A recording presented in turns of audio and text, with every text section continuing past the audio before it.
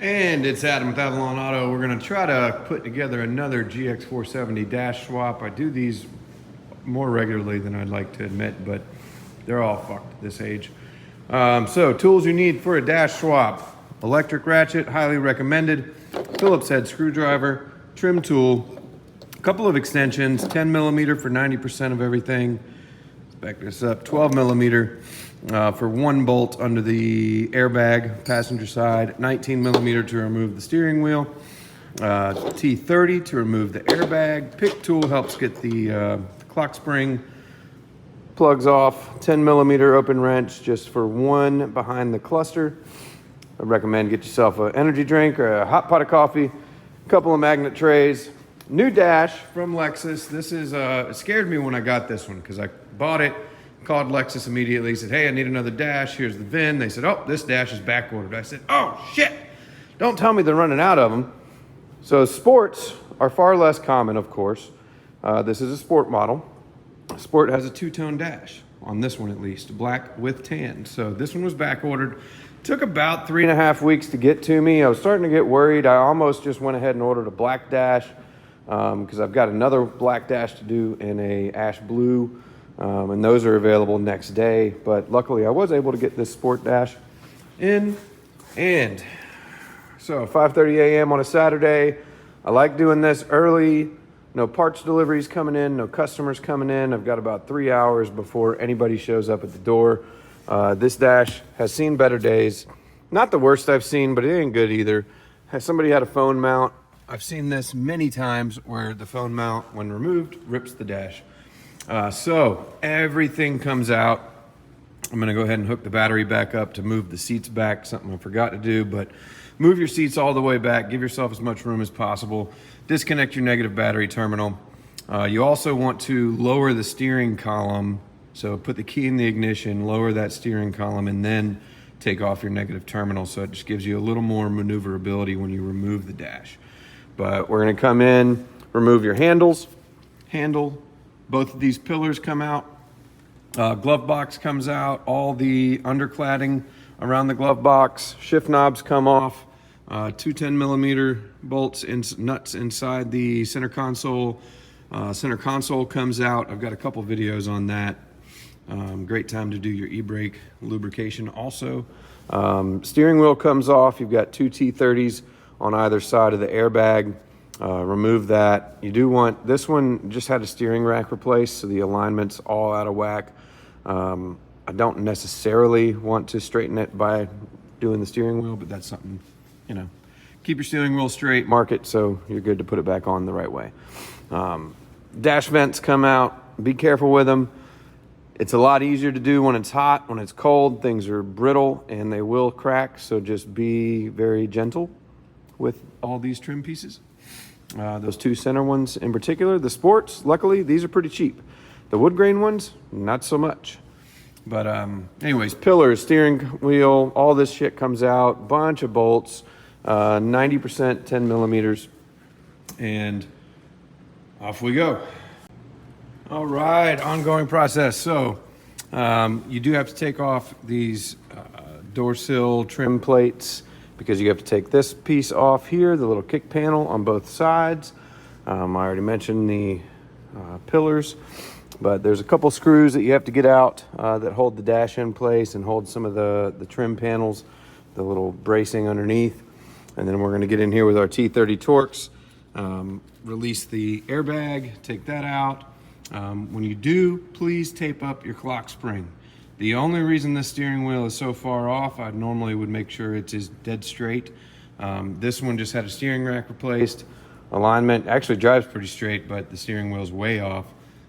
So we're gonna mess with the intermediate shaft a little bit and probably just center this back up.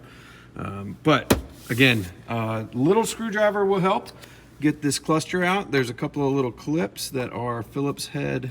You know, you release the tension on it and then pull those clips out to get this bezel off. And then there's some more 10 millimeters back there for the cluster. I think that's it.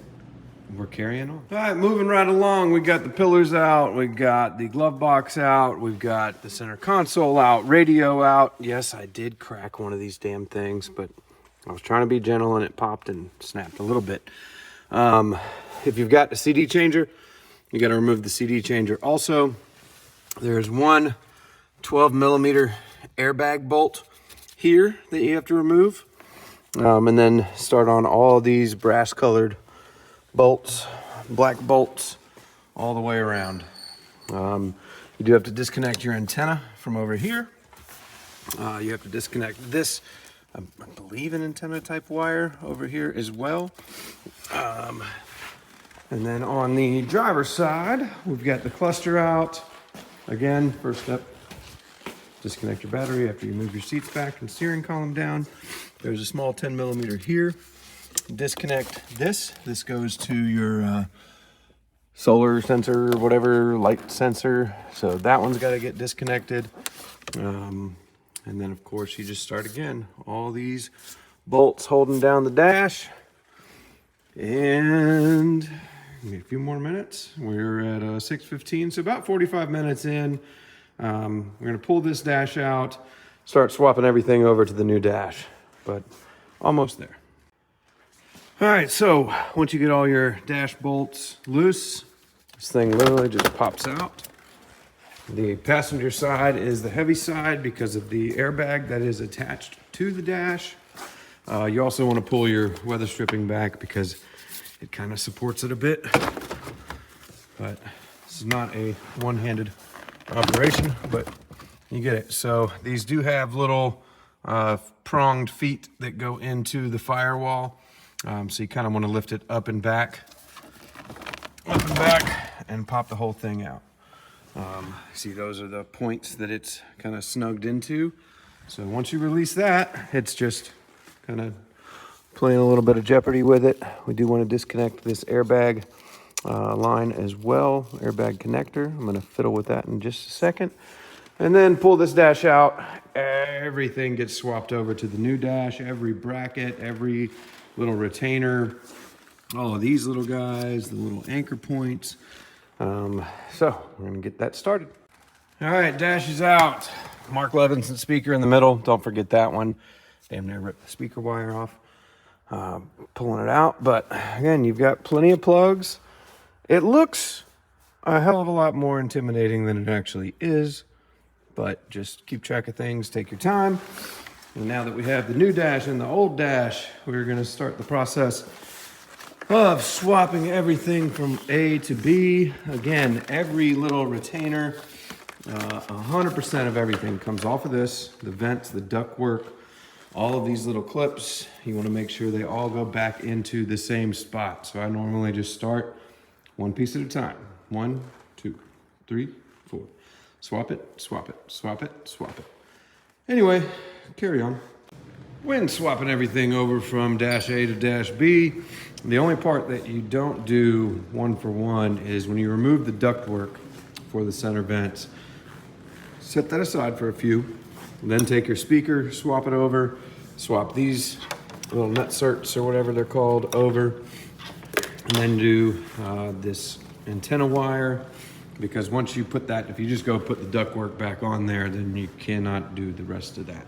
I made that mistake on my first dash. I have to remind myself every time, because every other piece, I just take off, move it to where it goes. Take off, move it to where it goes. So, tips and tricks, carry on. And we're done with dash A. Everything is swapped over to dash B. And now time to reinstall. So, I always go in through the passenger side because the passenger side's got the most weight.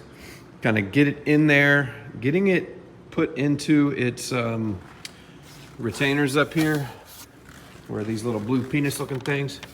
Yep, I said it. They go in these holes. But make sure they're snapped all the way in there. Not really snapped, but they're pushed in there. There's no gap at the front windshield.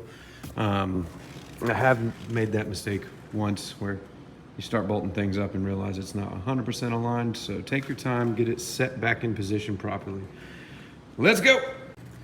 All right, dash is back in. New dash, perfect. Make sure you don't forget to plug these little guys in. Pull that wire out for the antenna. Make sure your airbag wire is in the right spot.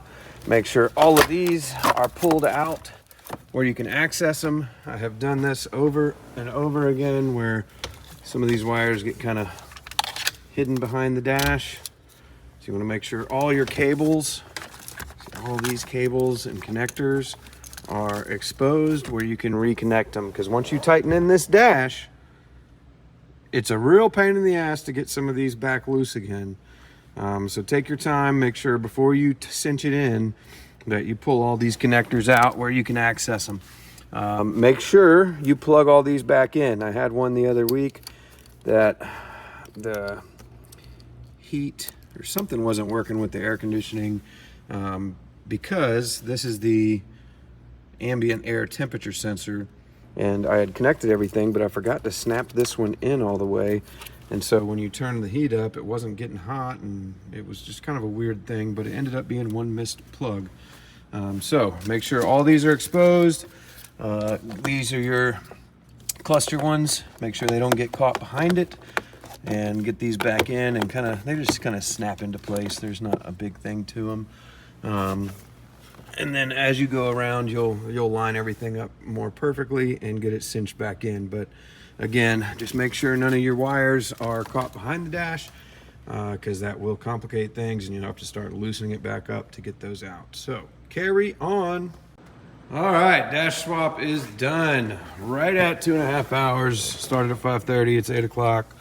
Again, I did crack it just a damn hair. Damn shame. Before you reinstall these, I've learned to go ahead, hook the battery back up once you've got the airbag connected and most everything else done. Start it, make sure your radio works, nav, just in case you forgot to connect something. Also, if you forget to connect this on these, you want to go ahead and plug them up, but I just loosely put them in there because there's been once where the airbag light was on. I did not snap the connector on the back of the airbag when I reinstalled it. Another one I did, one of the radio wires wasn't plugged in, so I thought the fucking amp was bad. Ended up sending the amp off for rebuild. It wasn't that. I'm like, oh shit, it's the radio's bad. I found another radio, and I went to take everything out to swap it. I realized one of the plugs was in but not clicked in. So triple check all your plugs when you're reinstalling everything. Same down here. When I installed the radio and everything, I put the 4 bolts in. Then when I started putting the center console back together, I realized one of the wires for, I think it's the ashtray light, was worked down below. So I had to kind of take everything loose again, move that wire back up so it would reinstall properly. Also, this daggone antenna wire, I guess when I connected it, when I swapped the dash over, I missed one of the cinch points where it clips into the back of the dash. So I actually had to disconnect some of that and stretch it out and disconnect the wire because there was too much tension. I guess I started the cinch points too far this way, so I didn't have enough slack in the antenna wires. So, it's trial and error. I've done 4 or 5 of these now. It is a pain in the rear, but you can get it done in 2.5, 3.5 hours. I didn't have a single extra bolt this time. I know where my extra bolts were.